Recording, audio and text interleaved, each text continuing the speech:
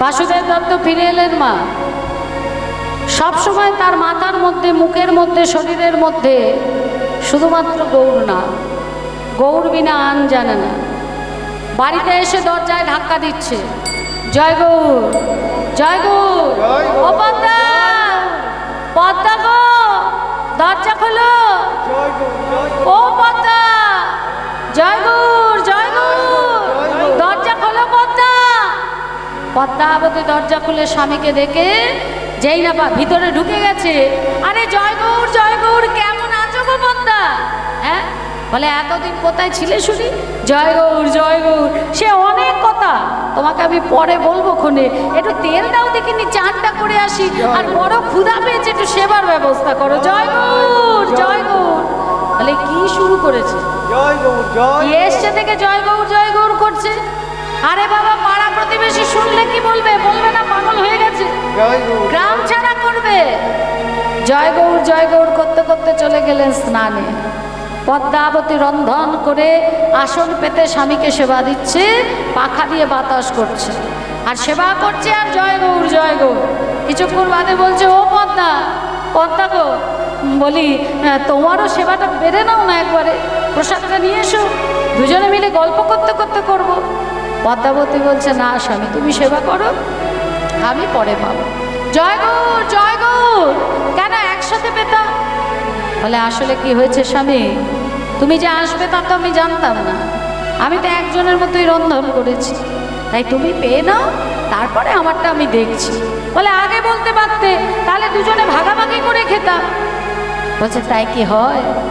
তুমি কত দূর থেকে আসছো, আহা কতদিন ভালো করে সেবা করো না, না তুমি শান্তিতে পাও দেখিনি। সেবা করে বাসুদেব দত্ত চলে গেলেন। যৎ সামান্য প্রসাদ ছিল মা, হ্যাঁ, পদ্মাবতী ওই যৎ সামান্য প্রসাদটা পেলে তার উদর পরিপূর্ণ হয়ে গেল, শরীর যেন হাঁসফাঁস করছে। হবে না কেন? কার প্রসাদ পেয়েছে? ধর্ম অর্থাৎ অদ্বৈত আচার্য, অর্থ হরিদাস ঠাকুর, কাম শ্রীবাস পণ্ডিত, এই তিনজনের কৃপা লাভ করে যিনি মোক্ষ অর্থাৎ মহাপ্রভুর কৃপা লাভ করেছে, তার প্রসাদ পেয়েছে। এছাড়াও প্রসাদে কিন্তু প্রশান্তি মেলে বা যারা প্রসাদ পায় তাদের প্রসাদে কিন্তু প্রশান্তি মেলে। অন্য কিছু সেবা করলে তাতে কি হয় আমি বলতে পারবো না, কিন্তু প্রসাদ সেবা করলে প্রশান্তি পাওয়া যায়। যার জন্য শাস্ত্র বারবার বলছে না যে হে জীব, তোমরা তো আমিষ জিনিস ছাড়তে পারবে না, কিন্তু মাসে 6টা দিন অন্তত তোমরা নিরামিষ আহার করো। 6টা দিন মানে 2টো অমাবস্যা, আহা 2টো একাদশী, 2টো দ্বাদশী, একটা অমাবস্যা, একটা পূর্ণিমা, মাসে এই যে 6টা দিন, বলছে 6টা দিন নিরামিষ আহার করো। আর না করলে কি হবে? হাঁটুতে ব্যথা, কোমরে ব্যথা, হাই প্রেশার, হাই সুগার, এখন কত রকমের রোগ, ঘরে ঘরে রোগ। কেন? কারণ এরা কি করে, এরা মোটে নিরামিষ খাবে না, বললে বলবে আত্মা চাই, আত্মা চাইছে। এখানে তো 5টা আত্মা আছে, কোন আত্মাকে দেবে? আত্মা, পরমাত্মা, ভূত আত্মা, রামানুজ আত্মা, রামাহরণ আত্মা, এই 5খানা আত্মা আছে ভিতরে। তাহলে কোন আত্মা চাইছে, কাকে দিচ্ছ? হ্যাঁ, শাস্ত্র শব্দের অর্থ হচ্ছে শাসন করা। যারা শাসন মানবে তারা ভালো থাকবে, আর যারা শাসন মানবে না তারা উচ্ছন্নে যাবে। যেমন বাবা মা সন্তানকে শাসন করে, যে ছেলে মেয়ে শাসন মানে সেই ছেলে মেয়ের উন্নতি হয়, কিন্তু যে ছেলে মেয়ে শাসন মানে না তার কি উন্নতি হয়? তার অবনতি হয়। ঠিক তেমনি শাস্ত্র মানে শাসন করা, শাস্ত্রের কিছু বারণ থাকে, সেগুলো শুনতে হয়। কত বছর আগে আমাদের মহাপুরুষরা বলে গেছে, আর এখন ডাক্তাররা বলছে যে একাদশী, দ্বাদশী, অমাবস্যা, পূর্ণিমা আমিষ আহার করবেন না, নিরামিষ শুদ্ধাচারে থাকুন। কিন্তু আমরা শুনবো না, আর এই কারণেই ঘরে ঘরে রোগ। একটা সময় এমন আসবে প্রত্যেকটা ঘরে এই মানে কঠিন থেকে কঠিনতর রোগে এক একজনকে ভুগতে হবে, এমন একটা দিন আসবে। তো সেই রকম নিরামিষ যদি আহার করতে হয়, যদি আহার করা যায়, যারা প্রসাদ সেবা করে তারা প্রশান্তি লাভ করে, অর্থাৎ সদা সর্বদা তাদের হৃদয়ে শান্তি বিরাজ করে। হ্যাঁ, আর যারা আমিষ বুঝি আমিষ খান, সেবা করেন, তারা অন্তত 6টা দিন একটু চেষ্টা করবেন নিরামিষ খাবার। এতে আপনাদের হৃদয়ের মাঝে প্রশান্তি আসবে, আনন্দ আসবে, শান্তি আসবে। আমরা ভারতের মাটিতে জন্ম নিলে কি হবে মা? ভারতের মাটিতে আমরা জন্ম নিয়েছি একথা ঠিক, কিন্তু কতটা সৌভাগ্যবান, কতটা সৌভাগ্যবতী হলে কত বহু বহু বহু জন্মের পুণ্যের ফলে এই ভারতের মাটিতে জন্ম নেওয়া যায়, সেটাই আমরা জানি না, সেটাই আমরা জানি না। এই ভারতের মাটিটা একদম পুণ্য মাটি। পুণ্য কেন? যতবার ভগবান এসছে কিন্তু ভারতের মাটিতেই এসছে। এত তো সুন্দর সুন্দর জায়গা আছে, এসছে কোথাও? কোনো বিদেশে আসে, বারবার ভারতের মাটিতে নেমেছে। যত বড় বড় মুনিগণ বলুন, ঋষিগণ বলুন, যোগীগণ বলুন, এই ভারতের মাটিতেই কিন্তু নেমেছে। আমরা বিদেশ যাই প্রাকৃতিক শোভা দেখতে, আর বিদেশের লোকেরা আমাদের ভারতে আসে আমাদের ভারতের ভূমিটাকে প্রণাম করতে। কারণ ভগবান বারবার নেমেছেন, বড় বড় মুনি ঋষিরা এখানে বারবার জন্ম নিয়েছে। ইসকনের যে প্রতিষ্ঠাতা প্রভুপাদ, তারপর জয় পতাকা স্বামী, যিনি ইসকনটাকে ধরে রেখেছেন, তিনি যখন প্রথম ভারতের মাটিতে পা রেখেছিলেন, পা থেকে জুতোটা খুলে চটিটা হাতে নিয়ে খালি পায়ে হাঁটছে। তার ভক্তগণ, তারপর শিষ্যগণ বলছে, এ কি প্রভু, আপনি খালি পায়ে হাঁটছেন, কোমল চরণে তো ব্যথা লাগবে, খালি পায়ে হাঁটছেন না, চটিটা পড়ুন। তখন তিনি বলেছিলেন, এই ভারতের মাটিতে আমার নিতাই গৌর কত লীলা খেলাই না খেলেছে, কত লীলা প্রকাশই না করেছে। আজও এই ভারতের মাটিতে তাদের চরণ চিহ্ন বিদ্যমান, চরণধুলি বিদ্যমান, আর আমি তার উপর চটি পরে হাঁটব? যতদিন ভারতে ছিলেন তিনি খালি পায়ে হেঁটেছিলেন, তিনি কিন্তু কখনো পায়ে চটি দেন। আর সেই ভারতের মাটিতে আমরা এসেছিলাম, আমরাও জন্ম নিয়েছি, শ্রেষ্ঠ জন্ম, মনুষ্য জন্ম নিয়ে এসেছি। তো জন্ম নিয়ে তো এলাম, এসে কি করলাম, কি করেছি বলো তো? হ্যাঁ, খেলাম, ঘুমোলাম, পরিবার বাড়ালাম, এটা কি কম কাজ? কি তাই না? খেলাম, ঘুমোলাম, পরিবার বাড়ালাম, কত বড় কাজ। আবার কি করবো? আসল কাজটা কি করলাম? আমি খাচ্ছি, একটা কুকুরও খাচ্ছে, আমি ঘুমাচ্ছি, একটা কুকুরও ঘুমাচ্ছে, আমি সন্তানের জন্ম দিয়ে পরিবার বাড়াচ্ছি, একটা কুকুরও বাড়াচ্ছে। তাহলে মানুষের সঙ্গে কুকুরের তফাৎ কোথায়? মানুষকে বলছে শ্রেষ্ঠ জীব, কুকুরকে তো শ্রেষ্ঠ জীব বলছে না, মানুষকে বলছে। কেন? কারণ মানুষের মধ্যে দুটো জিনিস আছে, এক হচ্ছে নৈতিক চেতনাবোধ, আর একটা হচ্ছে চৈতন্যবোধ। কি করা উচিত, কি করা উচিত নয়, এটা মানুষের মধ্যে আছে। একটা কুকুরের মধ্যে কি আছে? শুধুমাত্র নৈতিক চেতনাবোধ। আপনি একটা কুকুরকে খেতে দেবেন, দেখবেন প্রত্যেক দিন রাত্রিবেলা 12টার পর আপনার বাড়ির সামনে দাঁড়িয়ে বাড়িটা পাহারা দেবে। কেন? তার মধ্যে নৈতিক চেতনাবোধ আছে যে আমাকে খেতে দিয়েছে মানে আমার মালিক, আমি ঋণী, ঋণ শোধ করবো কি করে? রাত্রিবেলা তার বাড়ি পাহারা দিয়ে আমি তার ঋণ শোধ করবো। আর একটা মানুষকে আপনি ডেকে খাওয়াবেন, আরে পাত ভরে চপ্পচস্য রান্না করে খাওয়াবেন, খাওয়ার পর যখন চলে যাবে জিজ্ঞেস করবেন কি রান্না সব ঠিকঠাক ছিল তো? ওই ছিল, তবে আমের চাটনিটাতে 5 ফোড়ন একটু বেশি হয়ে গেছে। কোনোদিন মন প্রাণ খুলে আপনাকে ভালো বলবে না। দিন 15 যেতে না যেতে দেখবেন আপনার পেছনে লাগা শুরু করেছে, হ্যাঁ, আপনার শত্রু হয়ে গেছে। তাহলে পশু জাতি বুঝতে পারে, বলতে পারে না, আর মানব জাতি সব জানে, সব বোঝে, মেনে চলে না। তাই ভক্ত বলছে কি, পশু জাতি বুঝতে পারে, পশু জাতি বুঝতে পারে, বলতে পারে না, মানব জাতি জেনে বুঝেও মেনে চলে না।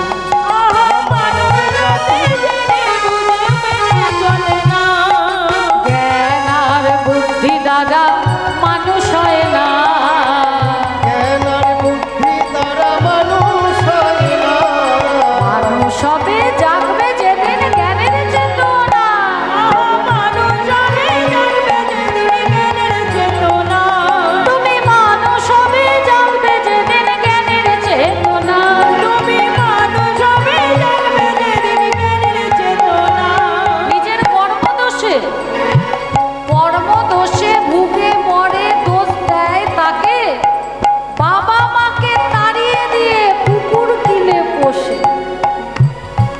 দেখতে এমন মানুষ দেশে অনেক আছে ভাই, আকৃতিতে মানুষ, কিন্তু এদের মধ্যে মনুষ্যত্ব না।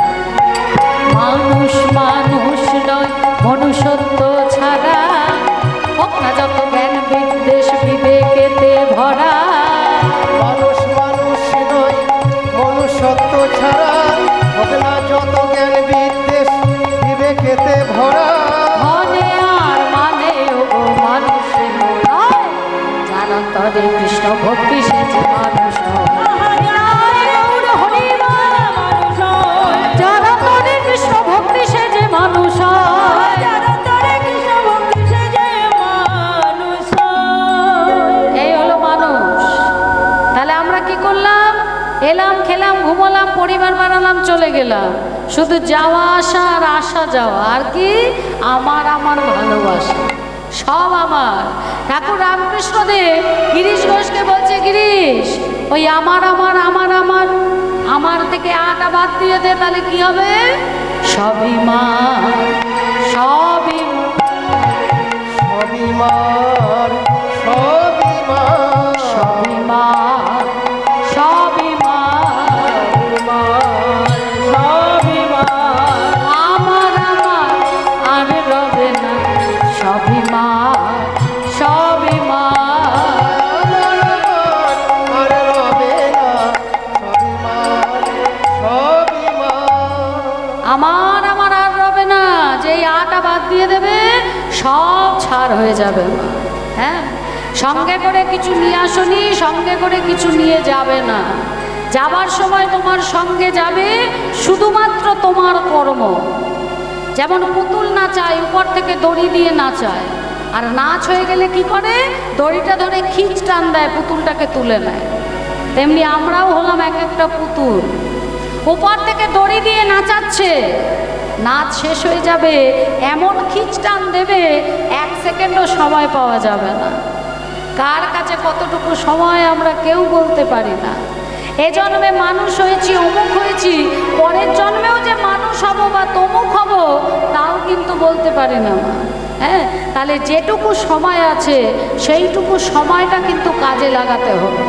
হ্যাঁ, সেইটুকু সময় কাজে লাগাতে হবে। আমরা যেমন ঘরের মধ্যে ঘর পরিষ্কার করি, সবার আগে আমাদের এই হৃদয় ঘরটাকে পরিষ্কার করতে হবে। আর হৃদয় ঘর পরিষ্কার করতে গেলে হরিনামে রাধা প্রেমে জগৎ মাতানো যে কীর্তন আছে, হরিনাম আছে, শুনতে হবে। ভক্ত সঙ্গ, বৈষ্ণব সঙ্গ, সাধু সঙ্গ করতে হবে। সাধু সঙ্গ সবেমাত্র কয়, লবমাত্র সাধু সঙ্গ নিলে সর্ব সিদ্ধি লাভ হয়। সাধু সঙ্গ বৈষ্ণব সঙ্গ করলে সর্বসিদ্ধি লাভ হয়। যারা সাধু সঙ্গ করে, মানুষের কথা তো ছেড়ে দিলাম, একটা কুকুর, স্বামী বিবেকানন্দ এখান থেকে তো বেলুড় মঠ কাছে, গেছেন বেলুড় মঠ? কেউ গেছেন? একটু হাত তুলুন দেখি কে গেছে বেলুড় মঠে। আপনি গেছেন? আর কেউ যায়নি? আপনিও গেছেন? বাহ। আর এদিকে কারা গেছে বেলুড় মঠে? বাহ, খুব ভালো। এদিকে বেলুড় মঠে তুমি যাওনি? আহারে, জিজ্ঞেস করবোই, চিন্তা কেন? তাই বেলুড় মঠে যখন স্বামীজি থাকতেন তখন স্বামীজির একটা পোষা কুকুর ছিল। সেই কুকুরটার নাম ছিল বাঘা। খুব ভালোবাসতেন স্বামীজি। তা একদিন একটা বিশেষ কাজে স্বামীজি আশ্রমের বাইরে গেলেন, বেশ কিছুদিনের জন্য গেলেন, কিন্তু বাঘা রয়ে গেল আশ্রমের মধ্যে। একদিন কি হয়েছে, বাঘার হয়তো খুব খিদে পেয়েছিল, ঠাকুরের সামনে যে ভোগের থালাটা রেখেছে, বাঘা কি করেছে, ওই ঘরের মধ্যে ঢুকে ওই ভোগের থালাটাতে মুখ দিয়ে দিয়েছে। সন্ন্যাসীরা চিৎকার করছে, এই মুখ দিল, মুখ দিল, মুখ দিল, ওরে মার মার মার, তাড়া তাড়া তাড়া। বাঘাকে মেরে মেরে আশ্রম থেকে বার করে দিল। বাঘা কিন্তু গেটের বাইরেই বসে রইল। সন্ন্যাসীরা ভাবলো দূরে ছেড়ে আসি, রাস্তা চিনতে পারবে না, তাহলে আর ফিরে আসবে না। তাকে বস্তার মধ্যে পুরে অনেক দূরে ছেড়ে দিয়ে এলো। পরের দিন সকালবেলা দেখছে বাঘা কিন্তু ওই বেলুড় মঠের গেটের বাইরে বসে বসে চোখ দিয়ে জল পড়ছে। এইবার সন্ন্যাসীরা মারতে আরম্ভ করলো, গেটের সামনে এলেই মারত। তাই ভয় বাঘা গেটের সামনে আসতো না, কিন্তু বেলুড় মঠের পাশেই ঘুরে বেড়াতো। স্বামীজি যখন কাজ সেরে ফিরলেন দেখছে সবাই আছে, কিন্তু বাঘাকে কোথাও দেখতে পেলেন না। সবাইকে যখন জিজ্ঞেস করলেন তখন তিনি জানতে পারলেন যে বাঘা ঠাকুরের খাবারে মুখ দিয়ে, মানে প্রসাদে মুখ দিয়ে প্রসাদটা উচ্ছিষ্ট করে দিয়েছিল, যার জন্য তাকে আশ্রম থেকে তাড়িয়ে দেওয়া হয়েছে। স্বামীজি সবাইকে বললেন, সে তো অবলা জীব, হয়তো খিদে পেয়েছিল, একটা ভুল করেছে, তার জন্য তাকে বাইরে বার করে দেবে। পরের দিন সকালে যখন স্বামীজি গেট খুলে বাইরে গেছে, কোথায় ছিল বাঘা? ছুটতে ছুটতে এসে স্বামীজির চরণটা জিভ দিয়ে চেটে দিচ্ছে আর তার চোখ দিয়ে জল পড়ছে। স্বামীজি আবার তাকে ভিতরে নিয়ে এলো এবং সবাইকে বলে দিল কেউ যেন বাঘাকে কোনো রকমভাবে অসুবিধায় না ফেলে। কিছুদিন হয়ে যাবার পর, বয়সের জন্যই হোক অসুস্থতার জন্যই হোক, এই বাঘা মারা গেল। বাঘা মারা যাওয়ার পর বাঘার দেহটা জোয়ারের জলে ফেলে দিল। পরের দিন সকালবেলা দেখছে বাঘার মৃতদেহটা ওই বেলুড় মঠে ঘাটে এসে পড়ে আছে। সবাই অবাক হয়ে গেল, জোয়ারে যদি কিছু ফেলা হয় কোথায় চলে যাবে হুঁশ নেই, বাঘার দেহ এলো কেমন করে? সবাই মিলে বলল, তাহলে এক কাজ করো, নৌকা নিয়ে মাছ গঙ্গায় গিয়ে ওই মাছ গঙ্গায় ফেলে দাও, তাহলে কোনোভাবেই আর পাড়ে আসতে পারবে না। মাছ গঙ্গায় নিয়ে গিয়ে বাঘার দেহটা গঙ্গার মধ্যে ফেলে দিল মা। পরদিন সকালবেলা দেখছে বাঘার দেহটা কিন্তু বেলুড় মঠে ওই ঘাটের পাড়েই পড়ে আছে। অবাক হয়ে গেল সবাই। স্বামীজি বললেন, বুঝতে পারছো না, বেঁচে থাকতে সাধু সঙ্গ করেছে তো, প্রাণ পাখিটা উড়ে চলে গেছে, কিন্তু তারপরেও ওই যে সঙ্গ, ওই সঙ্গটা ছেড়ে যেতে পারছে। সেই জন্য বাঘাকে নিয়ে গিয়ে বেলুড় মঠে সমাধিস্থ করে রাখা হয়েছে। একমাত্র এই বাঘার দেহই বেলুড় মঠে আছে, সমাধি করে বেদি করে প্রত্যেক দিন সেখানে সন্ন্যাসীরা ফুল দেন। তাহলে এই হচ্ছে সাধু সঙ্গ।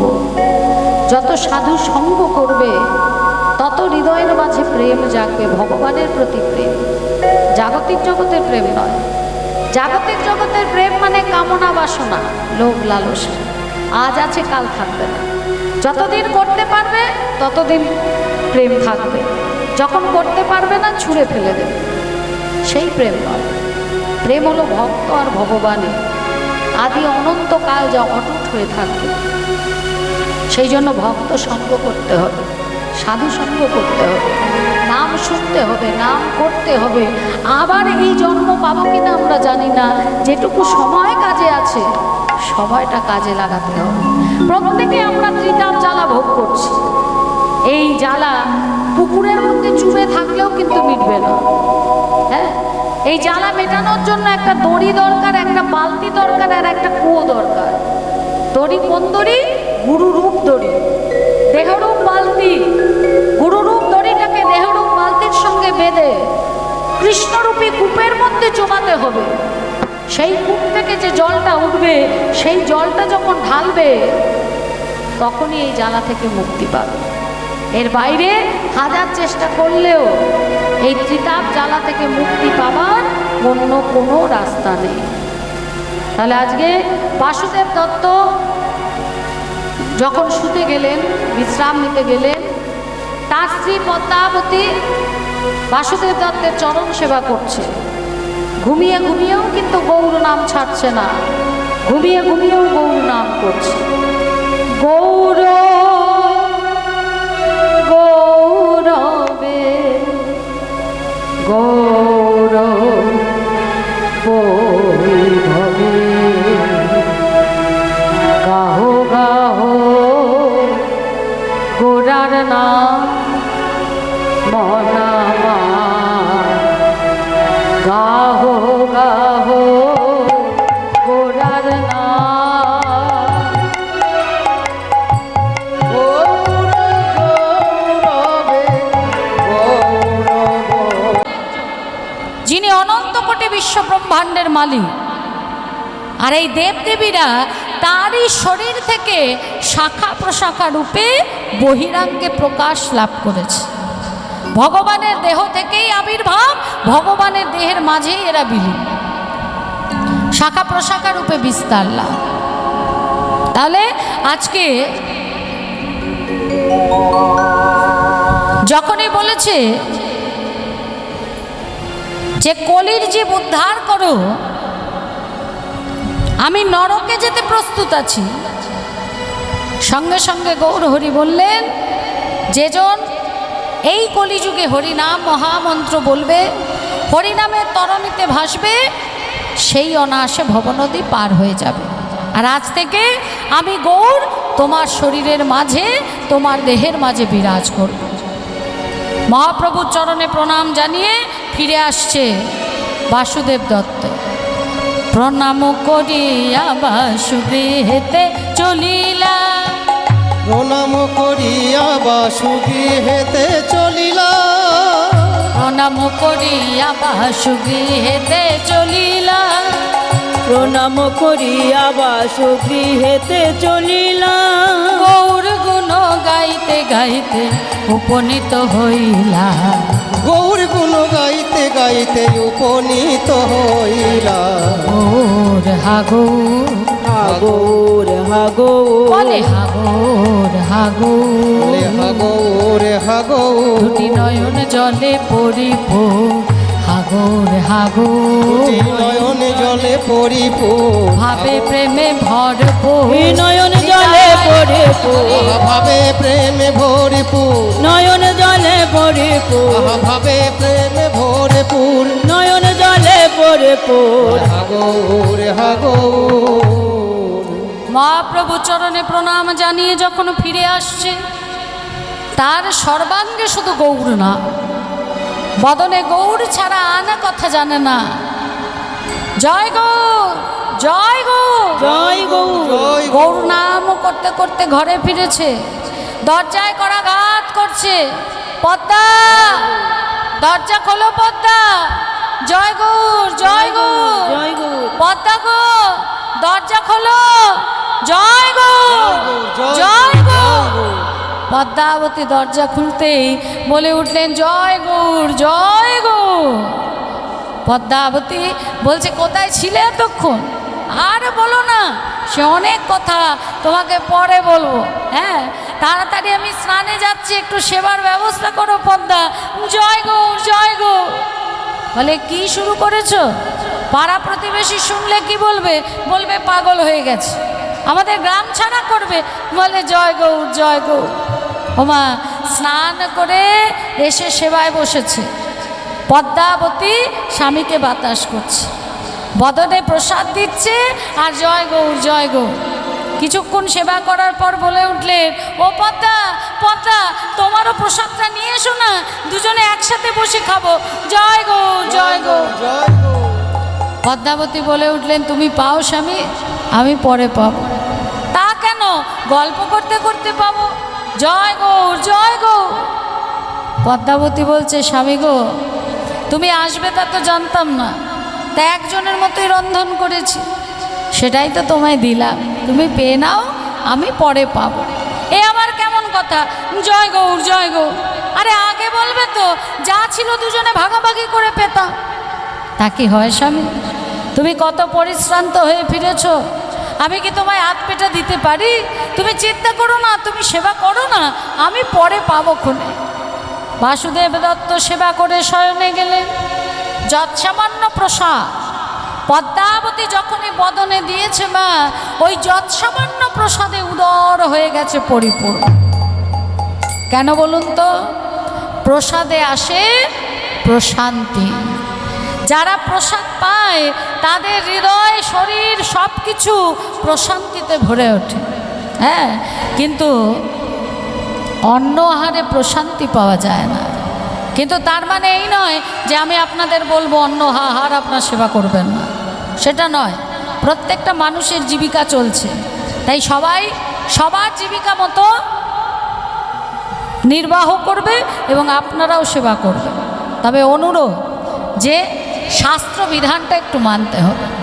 শাস্ত্র বলছে মাসে 2টো একাদশী, 2টো দ্বাদশী, পূর্ণিমা, অমাবস্যা, এই 6টা দিন কেউ আমিষ আহার করবেন না। এই 6টা দিন নিরামিষ আহার করার চেষ্টা করুন। আমিষ আহার করলে কি হবে? হাঁটুতে ব্যথা, কোমরে ব্যথা, প্রেশার বেড়ে যাচ্ছে, হাই সুগার, শরীরের মধ্যে নানা রকম রোগ ব্যাধি হবে, এই কথাটা বলছে সায়েন্স। আর সায়েন্স বলার অনেক আগে আমাদের মুনি ঋষিরা বলে গেছে, কিন্তু আমরা কি বলি? অজুহাত। ভগবান 2টো হাত দিলে কি হবে? এই 2টো হাতের থেকে অজুহাতটা অনেক বড় দিয়ে দিয়েছে আমাদের। অজুহাত কি? আত্মা চায়, আত্মা চাইছে তাই আত্মাকে দিতে হবে। তাই হৃদয়ের মাঝে 5খানা আত্মা আছে, কোন আত্মাকে দেবে? 5টা আত্মা কি কি?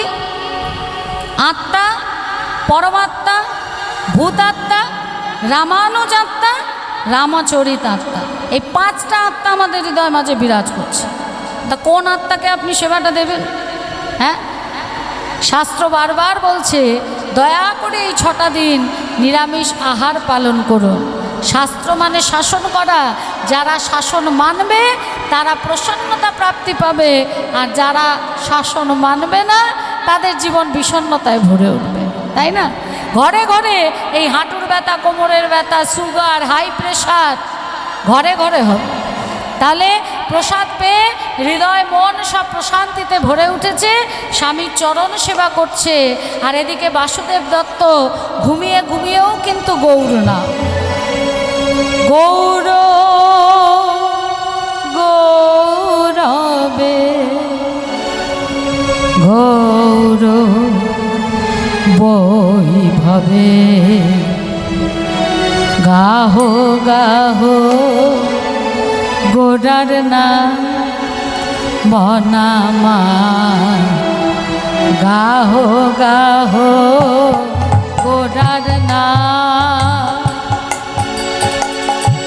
গৌর গৌরবে গৌর বৈভবে গাহো গাহো গোরা নাম রে মন আমার, গাহো গাহো গোরা নাম। শয়নে গৌর, স্বপনে গৌর, করুণাময় গুণধার। শয়নে গৌর, স্বপনে গৌর, গৌর আমার গুণধাম। আহা, শয়নে গৌর, স্বপনে গৌর, করুণাময় গুণধার। শয়নে গৌর, স্বপনে গৌর, করুণাময় গুণধার। ভজরে অন্ধ চরণার বিন্দ, ভজরে অন্ধ চরণার বিন্দ, ভজরে অন্ধ চরণার বিন্দ। ভজরে অন্ধ চরণার বিন্দ।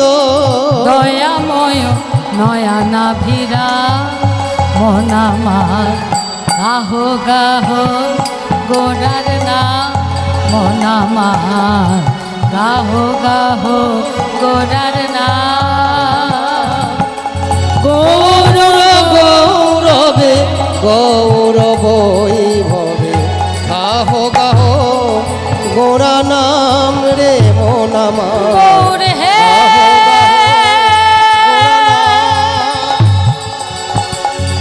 গৌরা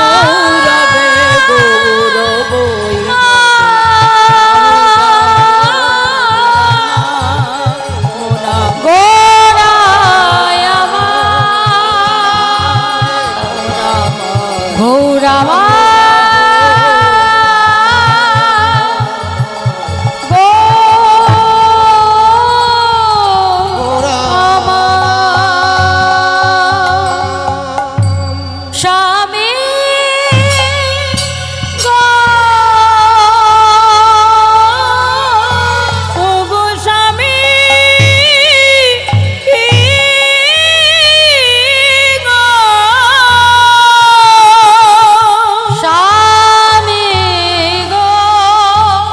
স্বামী গো স্বামী গো। বিছানা থেকে ছিটকে পড়েছে মা, গৌর নামের শট খেয়েছে, খাবে না কেন? প্রসাদ পেয়েছে কার? যে ধর্ম অর্থ কাম তিনটিকে লাভ করে মোক্ষ লাভ অর্থাৎ গৌর চরণ আশ্রয় করেছে, গৌরী কৃপা লাভ করেছে, সেই বাসুদেব দত্তে। ধর্ম মানে সবার প্রথম অদ্বৈত আচার্যের কৃপা, অর্থ হরিদাস ঠাকুরের কৃপা, কাম শ্রীবাস পণ্ডিতের কৃপা, তিনজনের কৃপা লাভ করে মোক্ষ লাভ অর্থাৎ গৌর চরণ লাভ করা। তাহলে তাহলে তোমরাই বলো মা, কৃপা হবে না কেন? গৌর নামের শট খেয়েছে, ছিটকে পড়ে একদম অচৈতন্য হয়ে গেছে। হ্যাঁ, তাড়াতাড়ি করে এসে মুখে জল দিতে কি হয়েছে? ধীরে ধীরে তাকাচ্ছে, মুখে জল দিতে ধীরে ধীরে তাকিয়ে স্বামীকে বলছে কি,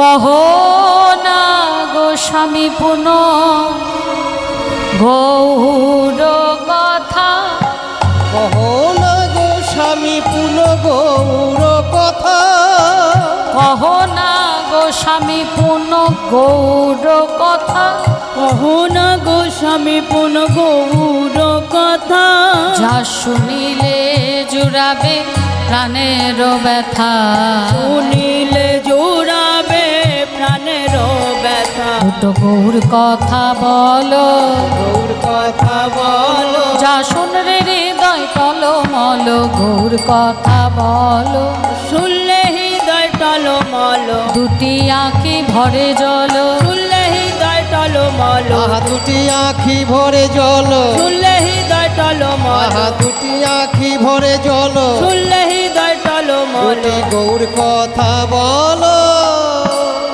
তুমি গৌর কথা শুনবে? এক এক করে গৌরের সব কথা খুলে বললেন।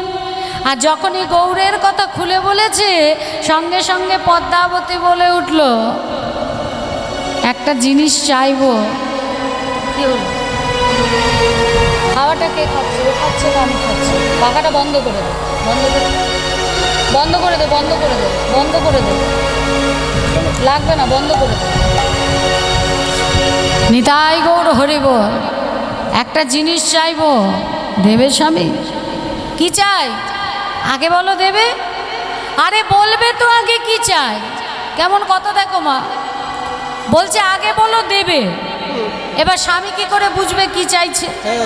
বলে আগে কি চাই সেটা বলবে তো, আমি দিতে পারি কি না সেটা আগে দেখবো তবে তো। বলছে না, যা চাই তোমাকে দিতেই হবে, আর যদি তুমি না দাও তাহলে আমার মরা মুখ দেখবে। বাসুদেব দত্ত বলে উঠলেন, শোনো পদ্মা, তোমাকে দিতেও হবে না, তোমাকে বলতেও হবে না, আমাকে দিতেও হবে না, তোমাকে মরতেও হবে। বলছে দেবে না তো? কি চাই সেটা বলবে তো। ওমা কি চাই? স্ত্রীরা স্বামীর কাছে কি চায়?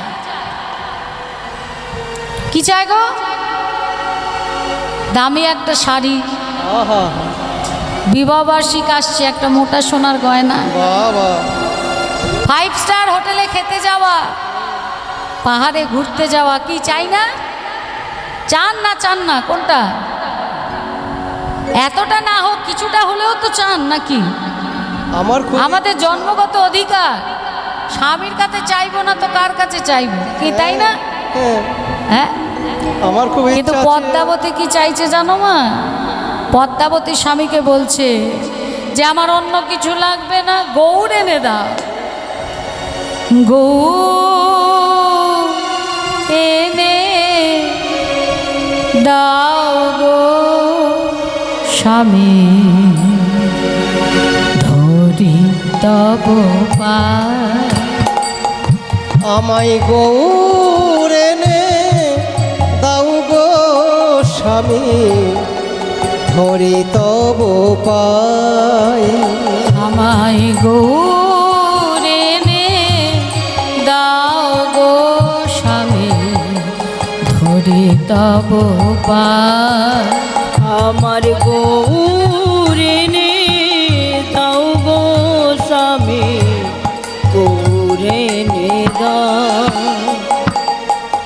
আশা মেটা বাসনা পুরা, আশা মেটাও বাসনা পুরা, আশা মেটা বাসনা পুরা, আশা মেটাও বাসনা পুরাও। ধরি তব পায়। আমায় গৌর এনে দাও গো স্বামী, ধরি তব পায়। আমার গৌর এনে দাও গো স্বামী, তোরি তব পায়। আরে আরে কি হলো? আর অমন করে হাসছো কেন? হ্যাঁ, আরে বাবা, উল্টো পাল্টা বললাম। আগে বলবে তো যে তোমার গৌর চাই, এত ঘুরিয়ে পেঁচিয়ে বলার কি দরকার ছিল? হ্যাঁ, আগে বলতে হয় গৌর চাই তো। পদ্মাবতী বলে উঠলেন যেমন তেমন গৌর নয়, তাহলে কেমন গৌর চাই? বলে দেখো স্বামী, বিয়ের পর প্রত্যেকটা মেয়ের মনে একটা আশা থাকে, একটা ছোট্ট ছেলে সারা বাড়ি হামাগুড়ি দিয়ে ঘুরে বেড়াবে, আদো আদো স্বরে মা মা বলে থাকবে, দুটো ছোট ছোট হাত দিয়ে মায়ের গালকে স্পর্শ করবে। আমার সেই গৌর চাই, সেই গৌর চাই। সর্বনাশ করেছে। বলছে ও পদ্মা, ওই গৌর আনতে গেলে আমাকে তো একটু সময় দিতে হবে। বলছে বেশ, শোনো, আমি 15 দিন সময় চাইছি, 15 দিন সময় দাও। পদ্মাবতী বলে উঠলেন আরে বাবা 15 দিন কেন, তুমি 30 দিন সময় নাও, কিন্তু আসার সময় গৌরকে সঙ্গে করে নিয়ে এসো। বলছে বেশ, তাহলে তোমার কাছে যাচ্ছি, কিন্তু আবার অন্য কিছু বলো না। বেরিয়ে গেলেন বাসুদেব দত্ত। ওমা, কোথা থেকে গৌর এনে দেবে গো? ভাবছে কি করা যায়। হঠাৎ মনে পড়লো তার একটা পটোদার বন্ধু ছিল। পটোদার জানো তো কাকে বলে? পটোদার, হ্যাঁ,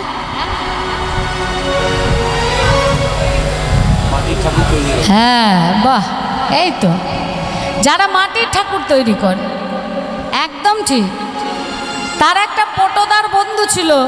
মনে মনে ভাবছে যে ওই পটোদার বন্ধু যদি কিছু সাহায্য করতে পারে। তার বাড়িতে এসছে, আরে এই জোতে, জোতে রে, আরে কে? আরে আছিস নাকি? আরে আরে বাসু, আরে এই- অনেক দিন পর আয় আয়। এই জোতে বলে বাসু তুই এলি, ঠাকুর লাগবে ঠাকুর। আরে কি ঠাকুর লাগবে? এই দেখ সামনে পেট মোটা সুর বার করা গজানন আছে, চলবে? ধুর, না না চলবে না। জিভ বার করা কালী আরে ঠাকুর, আরে না না, তাও চলবে না? না আচ্ছা ওই গাল ফোলা পেট মোটা ভোলানাথ, না না চলবে না? হবে না। এখানে অনেক লক্ষ্মী সরস্বতী আছে, দেখ চলবে? না না, এদের মধ্যে একটাও চলবে না। চলবে না? না। এখানে হাঁস আছে, ইঁদুর আছে, হ্যাঁ? পেঁচা আছে, এই, এই, চলবে না? ইঁদুর, ইঁদুর, ওই যে ইঁদুর, চুপ চুপ কর, ইন্দুরে যা অত্যাচার, ইন্দুর চলবেই না। ইঁদুরও চলবে না, চলবে না বলছে। খুব অত্যাচার। আচ্ছা শোন না, আমি তোকে একটা আরে জিভ না, বার না। করা একটা সুন্দর কালী ঠাকুর করে দেবো। আরে বলছি তো সব হবে না। আমি কি বলতে চাইছি শোন না। আচ্ছা বল। আমি বলছি আমার একটা ছোট্ট এই হাত তোলা গৌর চাই। ওই হাত তোলা গৌর? হ্যাঁ, অসম্ভব। কেন রে? এইসব ঠাকুররা বড় শান্ত, তাই আমি গড়তে পারি, কিন্তু ও তো শান্ত নয়, এখান ওখান সেখান দৌড়ে বেড়ায়, কবু হাসে কবু কান্দে, হিয়া স্থির নাহি বান্দে। ও কবু হাসে কবু কান্দে, কিবা কভু হাসে কভু কান্দে, কিবা কভু হাসে, কবু কান্দে কিবা কিবা, কভু হাসে কভু কান্দে, কিবা কবু হাসে কবু কান্দে কিবা, কভু হাসে কভু কান্দে, হিয়া স্থির নাহি বান্দে।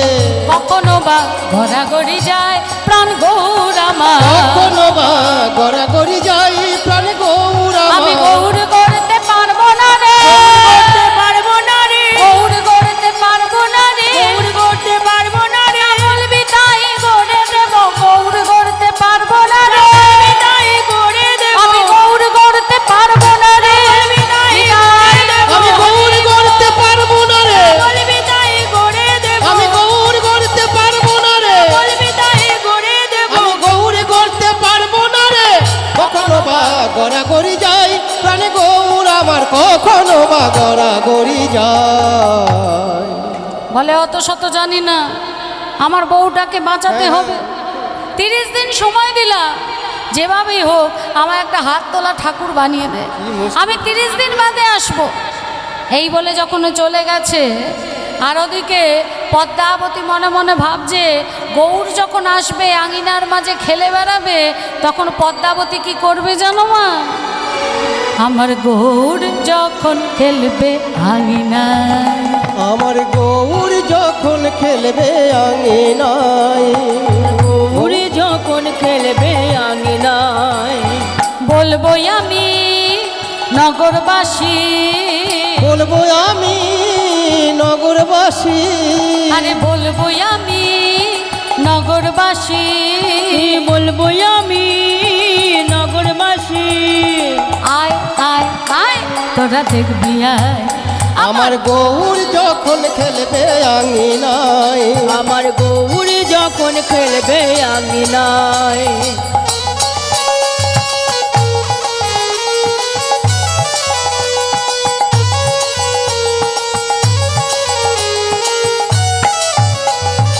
আমা গুড়ি গুড়ি দিয়ে হাত লাটিম ঝুমকো নিয়ে, আমা গুড়ি গুড়ি দিয়ে হাত লাটিম ঝুমকো নিয়ে, আমা গুড়ি গুড়ি দিয়ে হাত লাটিম ঝুমকো নিয়ে, আমা গুড়ি গুড়ি দিয়ে হাত লাটিম ঝুমকো নিয়ে, আদো আদো মামা বলে, আদো আদো মামা বলে, আদো আদো মামা বলে, আদো আদো মামা বলে, দেখে মুখ ভরি যায়, গৌর যখন খেলবে আঙিনায়, আমার গৌরী যখন খেলবে আঙিনায়, আমার গৌর যখন খেলবে আঙিনায়, আমার গৌরী যখন খেলবে আঙিনায়, আমার গৌর যখন খেলবে আঙিনায়, আমার গৌর যখন খেলবে আঙিনায়।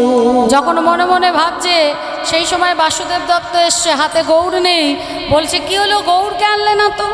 বলছে গৌর আসবে 30 দিন বাদে। একটা টালি ভেঙে 30টা টুকরো করেছে মা, একটা কৌটোর মধ্যে রোজ একটা টুকরো করে রাখে, বেশি দিন হয়ে গেলে বাসুদেব দত্ত আবার কিছুটা নিয়ে সরিয়ে রাখে। বলে কি ব্যাপার বলো তো, এতদিন হয়ে গেল এখনো তো 30 দিন হচ্ছে না। বলে হবে হবে, ঠিক সময় মতো 30 দিন পূর্ণ হবে। আর ওইদিকে সেই পটোদার নবদ্বীপে চলে গেছে মা, হ্যাঁ, সুরধনী গঙ্গার তীরে দেখছে কি যে গৌরাঙ্গ মহাপ্রভু ভক্তগণ নিয়ে নেচে নেচে যাচ্ছে। সুন্দর লালা সচির দুলালা नाचत श्रीहरि कीर्तन में। সুন্দর লালা সচির দুলালা নাচো তো শ্রী হরি কীর্তন মে। সুন্দর লালা সচির দুলালা नाचत श्रीहरि कीर्तन में। সুন্দর লালা সচির দুলালা নাচো তো শ্রী হরি কীর্তন মে। नाचत गावत भक्त गण सब नाचत गावत सब नाचत गावत भक्त गण सब नाचत गावत भक्त गण सब चरण नूपुर में সুন্দর লালা সচির তুলালা নাচত শ্রী হরি কীর্তন মে সুন্দর লালা সুচির দুলালা नाचत श्री हरि कीर्तन में ওইভাবে দাঁড়িয়ে থাকবে হাত না আবার আবার আই দেখো দেখি এদিক যায় আরে আরে ওইভাবে সোজা হয়ে দাঁড়াও দেখিতে দেখিতে পটুদার চৈতন্য হইল চৈতন্য হইল গৌর নিজের মূরতি নিজে গৌরিল এই গরিল দেখো নিজের মূর্তি নিজে গড়ে দেখো নিজের মূর্তি নিজেই করে পদ্মাবতীর বিশ্বাসের তরে নিজের মূর্তি নিজে গড়ে ওই না পদ্মাবতীর বিশ্বাসের তরে পদ্মাবতীর কাছে সেবার লাগি পদ্মাবতীর বিশ্বাসের তরে পদ্মাবতীর কাছে সেবার লাগি পদ্মাবতীর বিশ্বাসের তরে পদ্মাবতীর কাছে সেবার লাগি পদ্মাবতীর বিশ্বাসের তরে পদ্মাবতীর কাছে সেবার লাগি নিজের মূর্তি নিজেই করে এইদিকে যেই না 29 দিন পূর্ণ হয়েছে রাত্রিবেলা স্বপ্নাদেশ করলেন গৌর বললেন পটদার কাল প্রভাতে আমার পিতার হাতে আমায় তুলে দেবে আমি পদ্মাবতীর কাছে সেবা পাবো বলে নিজেই নিজেকে গড়েছি পদ্মাবতীর হাতে আমি সেবার অভিলাষী যদি তুমি না যাও তোমার বংশ আমি নির্মূল করে দেব পরদিন প্রভাতে যখন বাসুদেব দত্ত এসছে সঙ্গে সঙ্গে পটদার গৌরকে বাসুদেব দত্তের হাতে তুলে দিলেন আর এদিকে নামা বলি দিয়ে ছোট্ট বাচ্চাকে যেমন মুড়িয়ে নিয়ে যায় নামা বলি দিয়ে গৌরকে মুড়িয়ে যখনই ঘরের মধ্যে এসছে পদ্মাবতী ছুটে এলেন গৌরকে কোলে নেবার জন্য বাসুদেব দত্ত বলছে এখন তো তোমায় দেয়া যাবে না পদ্মা কি আর বলবো কি কান্না কাঁদছে বাবা মা বিদেশ যাচ্ছে বাবা মাও কাঁদছে ছেলেও কাঁদছে অনেক কষ্টে ভুলিয়েছি ওই কাঁদতে কাঁদতে ঘুমিয়ে পড়েছে এখন যদি তোমার কোলে তুলে দিই আবার যদি ঘুম ভেঙে যায় কাঁদবে তখন কিন্তু ওকে থামানো মুশকিল হয়ে যাবে তার থেকে আমি ঘরে শুইয়ে দিলাম এখন তুমি ওকে বিরক্ত করো না ওর আগে ঘুম ভাঙুক তারপর দেখা যাবে আর মনে মনে ভাবছে কিছুদিন অন্তত পদ্মাবতীর সামনে আসা যাবে না কেন আসা যাবে না কারণ মাটির গৌর এনে দিয়েছে 2-3 দিন একটু লুকিয়ে লুকিয়ে থাকবে পদ্মার যদি বাৎসল্য একটু লুকিয়ে লুকিয়ে থাকবে পদ্মার যদি বাৎসল্য একটু লুকিয়ে লুকিয়ে থাকবে পদ্মার যদি বাৎসল্য একটু লুকিয়ে লুকিয়ে থাকবে পদ্মার যদি বাৎসল্য একটু লুকিয়ে লুকিয়ে থাকবে পদ্মার যদি বাৎসল্য একটু লুকিয়ে লুকিয়ে থাকবে পদ্মার যদি বাৎসল্য একটু লুকিয়ে লুকিয়ে থাকবে পদ্মার যদি বাৎসল্য একটু লুকিয়ে লুকিয়ে থাকবে পদ্মার যদি বাৎসল্য একটু লুকিয়ে লুকিয়ে থাকবে পদ্মার যদি বাৎসল্য একটু লুকিয়ে লুকিয়ে থাকবে পদ্মার যদি বাৎসল্য একটু লুকিয়ে লুকিয়ে থাকবে পদ্মার যদি বাৎসল্য একটু লুকিয়ে লুকিয়ে থাকবে পদ্মার যদি বাৎসল্য একটু লুকিয়ে লুকিয়ে থাকবে পদ্মার যদি বাৎসল্য একটু লুকিয়ে লুকিয়ে থাকবে পদ্মার যদি বাৎসল্য একটু লুকিয়ে লুকিয়ে থাকবে, পদ্মার যদি বাৎসল্য একটু লুকিয়ে লুকিয়ে থাকবে, পদ্মার যদি বাৎসল্য একটু লুকিয়ে লুকিয়ে থাকবে, পদ্মার যদি বাৎসল্য একটু লুকিয়ে লুকিয়ে থাকবে, পদ্মার যদি বাৎসল্য একটু লুকিয়ে লুকিয়ে থাকবে, পদ্মার যদি বাৎসল্য একটু ও গো জননী জন্মভূমি দাও গো বিদায়। ও জননী জন্মভূমি মা গো দাও গো বিদায়।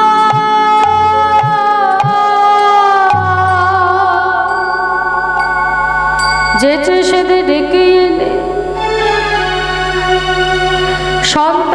সন্তানের মতো করে ভালোবেসে আজ কি নাই আমায় মেরে তুমি তাড়িয়ে দিলে মা।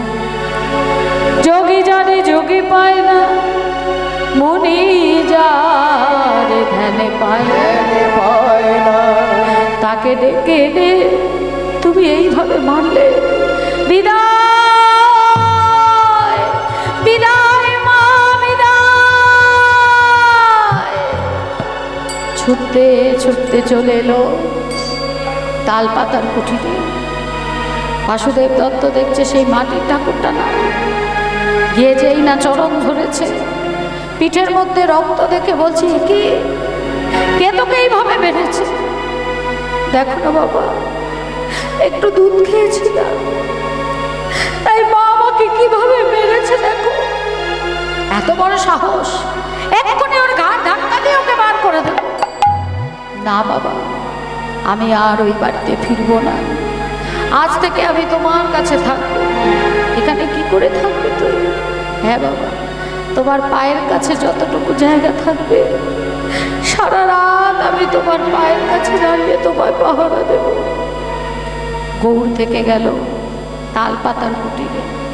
এতদিন পদ্মাবতীর কাছে গৌর ছিল সচল, বাসুদেব দত্তের কাছে ছিল অচল। আজ বাসুদেব কাছে হয়ে গেল সচল, পদ্মাবতীর কাছে হয়ে গেল অচল। গৌর যখনই চলে এলো, এক বিষধর সাপ গোবিন্দকে ছোবল মারতেই গোবিন্দ মারা গেল। পাড়া প্রতিবেশী বলল, সাপে কাটা দেহ ঘরে রাখতে নেই, ওই নদীর পাড়ে নিয়ে গিয়ে কলার ভেলা করে ভাসিয়ে দাও। মা সন্তানের দেহ বুকে নিয়ে গিয়ে চলেছে আর বলছে কি, অপুত্র হইয়া মন্দির যাইয়া, অপুত্র হইয়া মন্দির যাইয়া আছেন পরম সুখে, আমায় পুত্র হইয়া তো জঠরে জন্মিলি, ছেলে দিয়া গেলি বুকে আমার।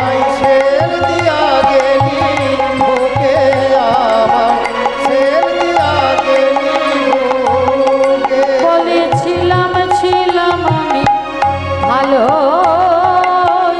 ছিলাম, ছিলাম ছিলাম আমি ভালোই ছিলাম।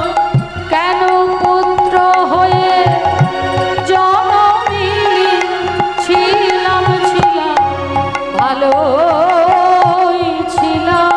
কেন পুত্র হয়ে তুই জনমী, আমার বুকে সে দিলি, হয়ে জনমিলি, আমার বুকে সেলহানিলি, পুত্র হয়ে জনমিলি, পুত্র হয়ে জনমিলি। আমার বুকে সেলহানিলি, ছিলাম ছিলাম আমি ভালোই ছিলাম। যখনই তালপাতার কুটিরের সামনে এসছে, দেখছে গৌর সেখানে দাঁড়িয়ে আছে। স্বামীকে বলছে, স্বামী গো আমাদের একমাত্র ছেলে সাপে কেটেছে, আমাদের ছেড়ে চলে গেছে। বাসুদেব দত্ত বলে উঠলেন, তাতে আমি কি করব? ভগবানকে পেয়ে যে ভগবানকে হারায় শুধুমাত্র নিজের জ্ঞান আর অহংকারের জন্য, তার প্রতি আমার কোনো সমবেদনা নেই। জ্ঞান অহংকারের দ্বারা, যুক্তি তর্কের দ্বারা ভগবানকে পাওয়া যায় না। ভগবানকে পাওয়া যায় শুধুমাত্র প্রেম, ভালোবাসা, ভক্তিভাবের দ্বারা। তোমার মতো অহংকারী মহিলার সঙ্গে যা হয়েছে ঠিক হচ্ছে। ওগো গোবিন্দ কি তোমার ছেলে না? আমি তো অস্বীকার করি না, কিন্তু সাপে কাটা দেহ আমি ছোব না। ওই নদীর পাড়ে যাও, কলার ভেলা করে ভাসিয়ে দাও। নদীর পাড়ে গেল, প্রতিবেশীরা কলার ভেলা করে দিল, তার মধ্যে গোবিন্দকে শোয়ালো। দৌড়ে এসছে তালপাতার কুটিরে, গৌরকে বলছে, বাবা আমি যা করেছি ভুল করেছি, অন্যায় করেছি, তোকে আমি আমার বাড়িতে নিয়ে যাব, তুই তোর ভাই দুজনে একসাথে থাকবি, শুধু তুই একটিবার গিয়ে ওই কলার ভেলাটায় হাত দে বাবা। বাসুদেব বললেন, তুমি একবার যাও গৌ। গৌর বলছে, তাহলে যাই বাবা। হ্যাঁ যাও। ধীরে ধীরে এগিয়ে গিয়ে ভেলার দিকে হাতটা বাড়িয়ে, উঠো উঠো গোবিন্দ,